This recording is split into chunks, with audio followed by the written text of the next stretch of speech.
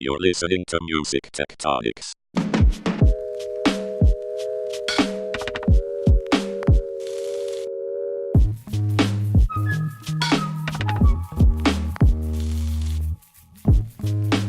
Hey, coming to you from Cannes in France. This is Dmitri Vietze, your host of Music Tectonics at Midem. Midem's a music industry event that's been going on for well over 50 years, and we've got another interview with one of the Midemlab startup participants this year right here on this episode. You'll notice we're shooting out lots of episodes right now while we're at Midem, trying to bring you the news as fast as possible. So if you're too busy at Midem doing other stuff, or if you weren't able to make it to Cannes this year, you'll get a little sense of what's going on here. So check it out. I'm here with Aviv Ben Yehuda from Big Ear Games, who's a participant in the 2019 Midemlab competition. How are you doing, Aviv? Oh, it's great to be here. Cannes nice today, huh? Yes. So tell us about Big Ear Games. What is it? Okay, Big Ear Game. The Big Ear Game is a mobile music learning game for all the music fans, music lovers, and music learners. The idea is to make them explore how music works and make music at the same time, at the same platform. Nice. So what does it look like? Okay, it's fun. It's fun, but it has a lot of educational value. Mm-hmm. So the point is like that. You choose a world according to the genres that you like, rock, pop, electronica, whatever. And then you enter a library of songs from the genre. You click on one of them and you are put to a set of puzzles where you build actually the song from scratch, or a simplified version of the song. You touch all the layers of the song, the rhythm, the melody, the bass line, the chords. You build up the chords yourself and then use it as a chord progression, for example. At the end, when you finish, you have a special screen when you see all the characters that we're teaching you, because there's the bass guy, there's the drummer that are teaching our avatar, called Solo. And you see them all performing for you, and you can actually interact like a mixer. Mute, unmute each one of them and get into the feeling of mixing or whatever. Oh, that's cool. Yeah. That's super cool. After you experience yourself, building some stuff that was ready-made for you, you can go into our composer tool, which is basically like a sequencer, like a normal MIDI sequencer, but simplified, but effective.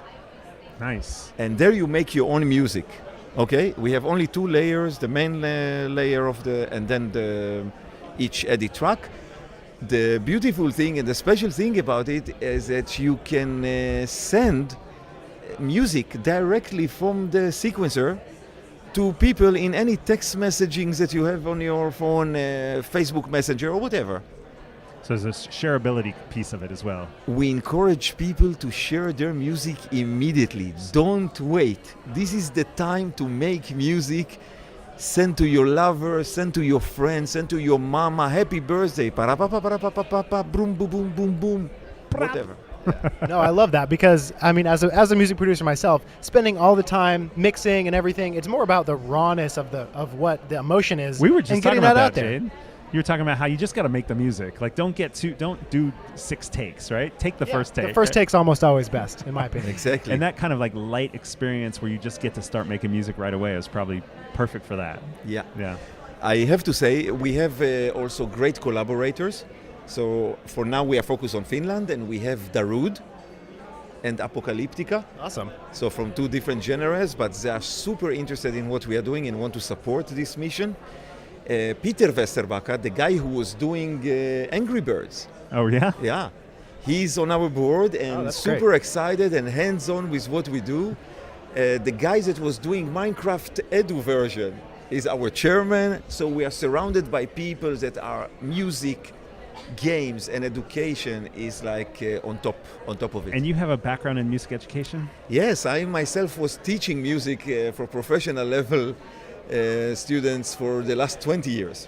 And actually the whole idea started there by recognizing a problem. How is it that here you are, a music educator, and now you're building music games? Come on, you want people playing on their phones?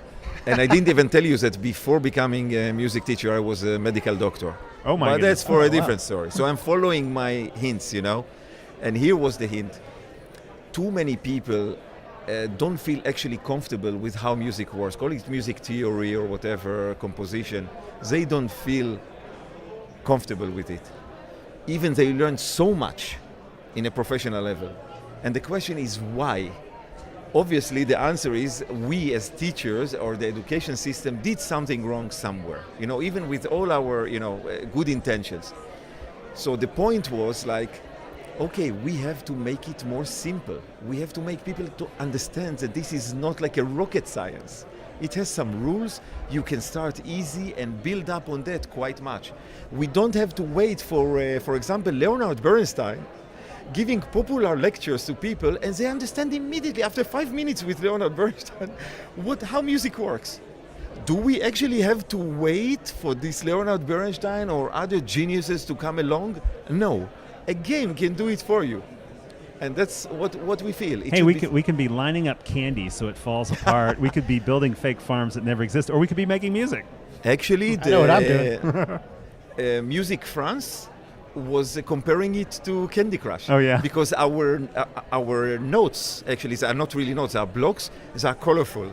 Nice. And that's where we go. I want to play. We got to download this thing, Jade. Yeah, No, please check it out. I tried to. It's my Wi-Fi's a little spotty right now, but I'm fascinated by how these types of games can really turn people into musicians. Like, I mean, I know people that they got into music because of Guitar Hero, and this was back in the day when people still play Guitar Hero. Totally agree. Music technology was bringing people to music creation more than ever before, and we can imagine because it's simple, it's available. You just open your laptop or your mobile phone. Yeah, and the way you describe it, this sounds like an easy entry point as well, because I think that kind of those light games to get you started, because you look at young kids that are playing all these games and so forth, even to get into any kind of digital audio workstation type thing, there's like a lot of steps to get there to understand how to use it. And so if you do something that you open it up and you instantly like, oh, I know that song, I can play with that song, wait, I'm playing that song, oh, I can share it with my friends, that makes a ton of sense. So how far along are you? How long have you been doing this, and how far along is the user base? Okay, we were investing the last 1.5 years full on. A small team of 3.5, we can say, but full on and full motivation, and supported, of course, by great advisors and so on. Our numbers are just starting to catch on, but something very nice that we see already is the stickiness. So people that start playing the game are following and asking for more songs. So I think that's great. And when we get the money and the right collaborations that we are working on right now, we are going to go through and to reach many more people. Gotcha. And you're based in Helsinki. Is your user base primarily in Finland, or is it worldwide? No, we have Finland is the first one, but then we have the US and actually France.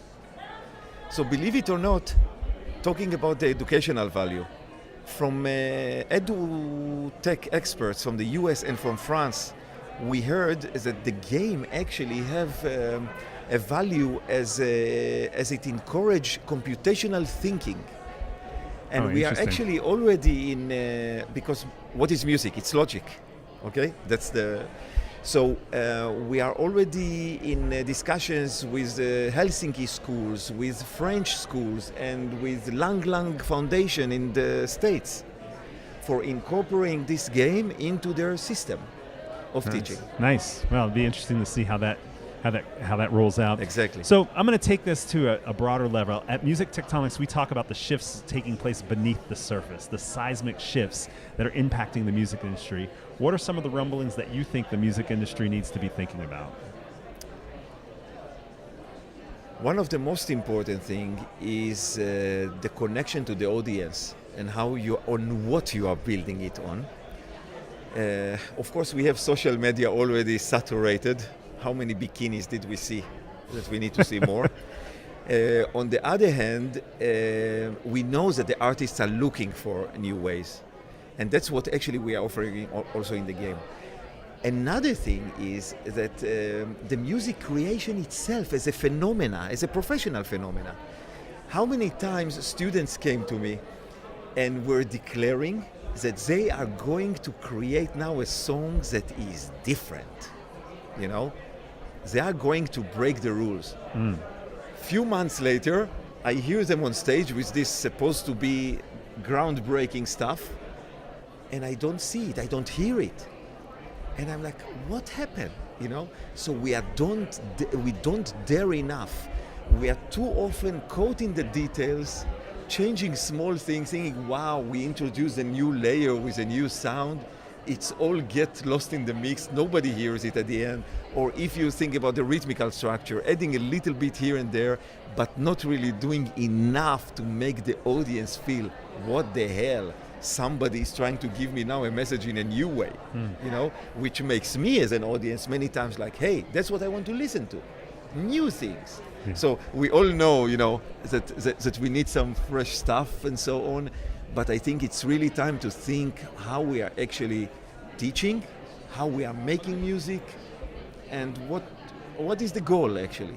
Yeah, interesting. Yeah, so a little bit of coming from that music education space as a method for helping people create new musical ideas. Yes. Yeah, very good. So what's the one thing, we're going to bring it back to Midemlab, what's the one thing that you could get at Midem that would have a great impact on Big Ear Game? Okay. I think exposure to music industry top level guys and girls, and starting a discussion with them. I think this is one of the most important things that is important for us. We got a lot of love from the gaming industry. We won some competitions, international level, China Joy, G-Star in Korea. We got a lot of love. But what we need now is to deepen our relationship with the music industry, make them understand what we are doing, to show them the values that we have there for the artists. Why do you want and do you mean record labels when you say music industry? Yes. What do you need? Why do you need the labels engaged? Okay, because they have the rights to give the artists a permission to give their name and brand into the game also. Mm-hmm. So we don't want to have only the composition. We want to have also feature artists that will go with us a bit deeper and will collaborate with us in many different ways. For example, starting from creating content to the game, specific exclusive content to the game, like a melody line, and the users will have to build a drum line for it, or a beat. Oh, that's cool. I like that. Yeah. So getting engaged with a good thing, you know? Mm-hmm. Yeah, great, good. Are there other conferences or competitions that you've been a part of? And if so, what did you get out of them? Well, we've been in these two competitions, as I mentioned before, of gaming industry, and we got a lot of exposure to users actually in the media. So we got users through it. Oh, that's good. Which was great. And the message, because the message is not, we are something new in the market, and the message needs to be out there for people to understand what we are doing also. So that's the most important part. There's also the recognition, I have to say. Even though we have people in the companies that are top level, like Peter Verstebaka, Santeri Koivisto from Minecraft Edu and stuff, still, we are a small company. We need the love now from the users and from the artists, of course, too. But the users are, of course, why we do all that. So here we go. Awesome. Well, I wish you the best of luck. Thanks so much for taking the time to join us at Music Tectonics. I think you've got a technical sound check or something going on here shortly. Aviv Ben Yehuda from Big Ear Game. Is it game or games? It's games. Game. The company is Big Ear Games. Okay. But our debut game is called Big Ear. And if we go to the iOS or Android store, we can just look up Big Ear. Big Ear. I think we are the only games at Big Ear. Okay, cool. And is there any other place people can reach you if they want to contact you directly? What's through our website? Okay, which bigeargames.com. Okay. And there's all the contact info. Awesome. Aviv, great to have you. Thanks so you. Much, and good luck at the Midemlab. Pra pa pa pa pra pa pra. Boom boom da da da. Thanks so much for listening to Music Tectonics at Midem. It's a little mini-series we're doing, and we're just bringing you information about some of the music technology happenings at this music industry event. We are doing our own music industry event October 28th and 29th called Music Tectonics in Los Angeles. If you'd like to find out more information, go to musictectonics.com, sign up for our newsletter, and you'll also get a $50 discount code when you sign up. But if you're not going to do that, just hit subscribe on your favorite podcast service. We'll be back with more from Midem soon.